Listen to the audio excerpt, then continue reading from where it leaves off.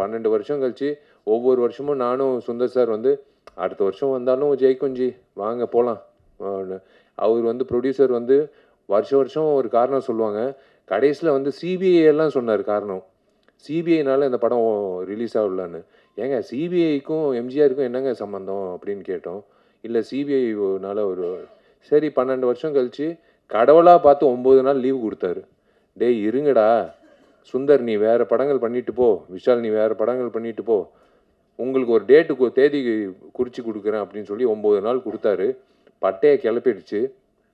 பழைய படம் மாதிரி இல்லைன்னு ரிப்பீட் ஆடியன்ஸு. எனக்கு ஒரு தியேட்டர் மேனேஜர் ஃபோன் பண்ணி சார் வீடியோ காலில் வரீங்களா சார்?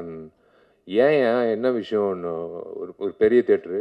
இல்லை சார் இது நீங்கள் பார்த்தே ஆகணும் சார், எல்லோரும் ஸ்க்ரீன் மேலே ஏறி இதெல்லாம் 10 வருஷம் முன்னாடி பார்த்துருக்கோம் சார், பேப்பரெல்லாம் தூக்கி போட்டு ஸ்க்ரீன் மேலெல்லாம் ஆடிட்டு இருக்காங்க சார், நீங்கள் பாடின பாட்டுக்கு வந்து டான்ஸ் ஆடுறாங்க சார். நான் சத்தியமாக சொல்லி நான் பாடின பாட்டுக்கு டான்ஸ் ஆடுறாங்களான்னு.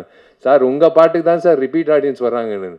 சரி கலிகாலம் நம்ம பாடின பாட்டுக்கு வந்து அதில் வேறு விஜய் ஆண்டனி என்னை கான்சர்ட்டில் வேறு கூப்பிட்டு என்னை பாட வச்சார். அதில் வேறு வந்து பிளாக்ல டிக்கெட் வாங்கி என்னை பாடுறது வந்து பார்க்க வந்தாங்க. இதெல்லாம் வந்து நடக்கிறது வந்து அபூர்வமான விஷயம். அந்த மாதிரி ஒரு அபூர்வமான விஷயம் வந்து யோகிடால நடக்கணும்.